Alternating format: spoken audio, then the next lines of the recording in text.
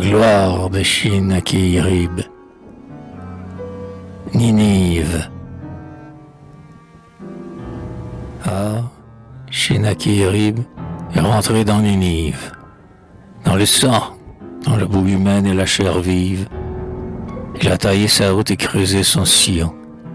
et de quart de Nias au rocher de Sion, la fange du massacre a rougi ses semelles. Il a pris les petits, éventré les femelles, de l'ours noir, des chacals,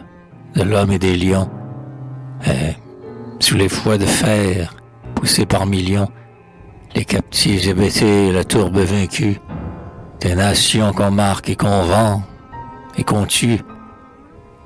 La terre sous ses pieds bâille d'effroi, les faux, tournoyant sous les cieux de ses chars triomphaux. Oh, sur le sol brûlé, rasés comme des chaumes, les peuples et les dieux, les rois et les royaumes, et fouler l'univers comme un champ de maïs, des cimes du Liban au mont des Limaïs. La colère d'Achour a débordé ses rives, et, sous le pas vainqueur de ses hordes massives, l'extermination a roulé comme l'eau, des tours de Shosala au palais de Miu.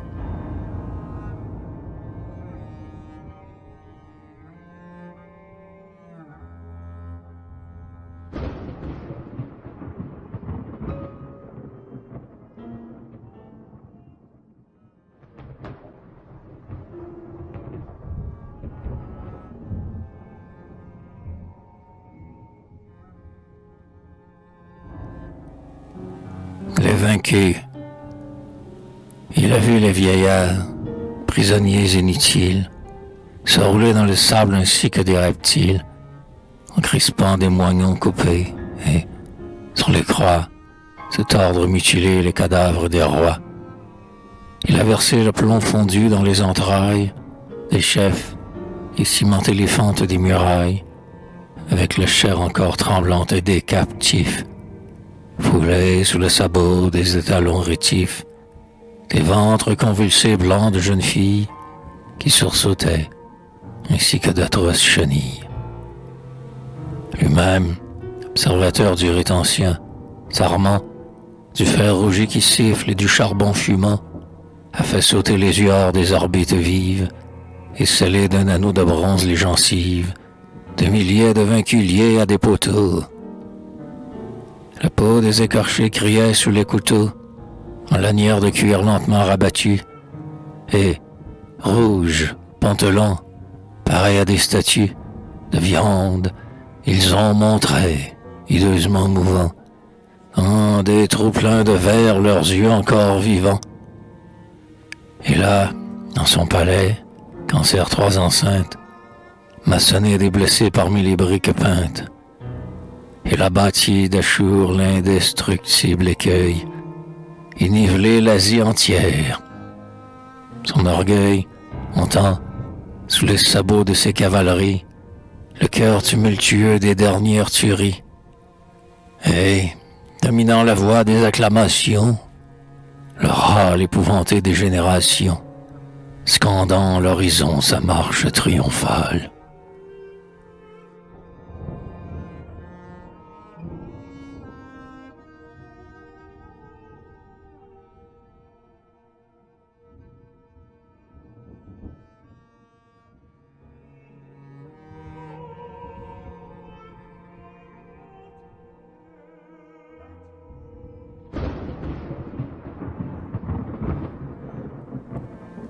Shinakirib, roi d'Achour, sous le cintre ployé de la porte royale, dans un muet flamboiement d'or, dominateur, mitre, qu'enveloppe une immobile splendeur, Shinakirib, roi d'Achour, haussant sa taille, colossale, et debout sur son char de bataille. Sa main maîtrise encore l'arc aux cornes de fer, son glaive est d'un géant ou bien d'un dieu. L'éclair, merveilleux des joyaux sur son col rampe et tremble. Son geste, sans roidir les rênes qui l'assemblent, contient 2 étalons dont sonnent les sabots. Ces muscles, que détend leur orgueilleux repos, par la calme vigueur de leur force décèlent, sous l'étoffe sacerdotale qu'ils bossellent, de la robe lamée qui tombe en pli droit, le chasseur de lions et le chasseur de rois.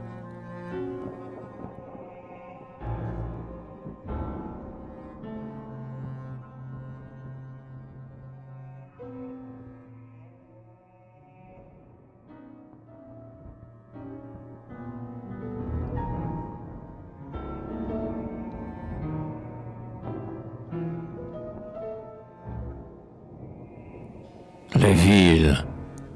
assurent sous son regard ses plaines jaunes, où d'énormes cités, étageant leurs pylônes, barrent l'horizon noir de leur entassement, monstrueux, et pareil au fauve accouplement des bêtes de la nuit dans le sable accroupi, les millions de bras des nations impies, et la sueur de sang des générations, sous le grand ciel muet aux imprécations, du vil bétail courbé sous l'étreinte des sangles, ont scellé sur la pierre aux redoutables angles, l'eau soubassement des colossales tours. Leur fourmillement sombre effrayait les vautours. Et, la nuit, sous le jet dardé des phalariques, aux lueurs de l'asphalte et des fourneaux de briques, 20 peuples, mutilés par la forge et noircis, et marqués d'un fer chaud entre les deux sourcils, entravés, un carcan de bronze sur la nuque, sous le bâton du maître et du hideux eunuque, avec les noirs granites, les marbres et les grès, on bâtit ces amas de murs démesurés. Ressemble, Cala, Saint-Gare, les gardes des colosses,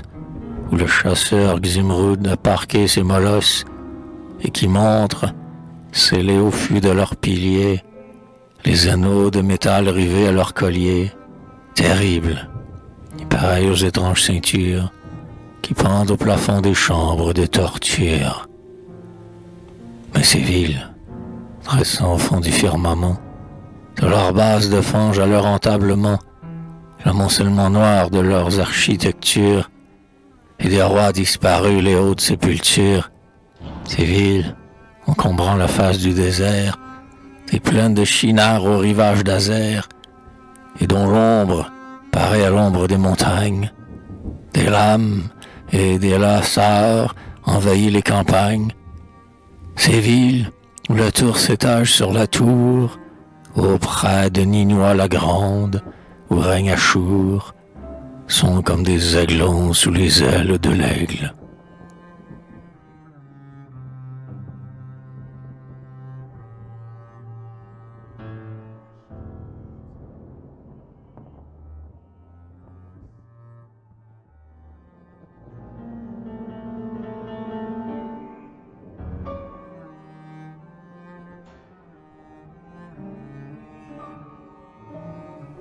Les nations,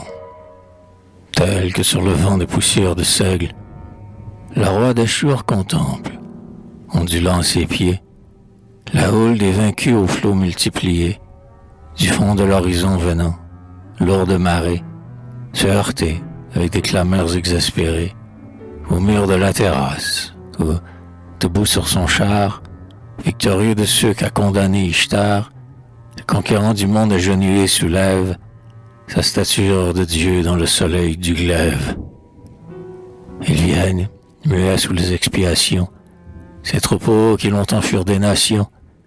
les yeux étincelants de fièvre et de famine, sales, mangés de lèpre et rongés de vermine, et d'ulcères hideux et noirs qui sont des trous, sous les carcans de fer qui labourent leur cou, avec des mains sans doigts atrocement crispées, et des regards cherchant leurs paupières coupées. Ils viennent, hébétés de peur, courbant le dos, aux lanières de cuir qui font craquer leurs os, stupides sous les pieux qui les broient et les chassent. Et la vague grossit, épouvantable masse, avec de longs remous qui laissent derrière eux des cadavres luisants et des moignons affreux, des petits enfants morts sur les gorges séchées, et des paquets vivants d'entrailles arrachées, comme un nid de serpents levés sur le sol noir, où les derniers venus trébuchent sans les voir. Tel, emplissant les airs de son intense haleine, et de ses pas confus, l'énorme écume humaine, gonflant son onde accrue ainsi qu'un élément, vers Shinakirib roule innombrablement. Et, comme sur la dalle où pourrissent l'éclair, où, rampant dans le flux fétide de leurs plaies, se tordent en râlant d'affreux suppliciés, sur leurs membres rompus déjà putréfiés, on voit danser, dans la torpeur des cieux farouches, le strident tourbillon des venimeuses mouches, étincelantes dans leur corselet d'azur. Ainsi, droit sous la mitre, encerclant leur front dur, multipliant l'éclair du cimetière courbe, les cavaliers d'Achour, qui poussent cette tourbe, des chairs presque insensibles et qui palpitent encore, resplendissent dans leurs cuirasses aux squames d'or. Et les chefs, étalant leurs amples robes peintes, avec leurs cils fardés et leurs paupières teintes, et leurs cheveux lissés à l'huile de santal, semblent des balimes d'ivoire et de métal. Et, dans ce fleuve épais mêlant ses longues lignes, les étalons cabrés montrent, comme des signes, leur ventre,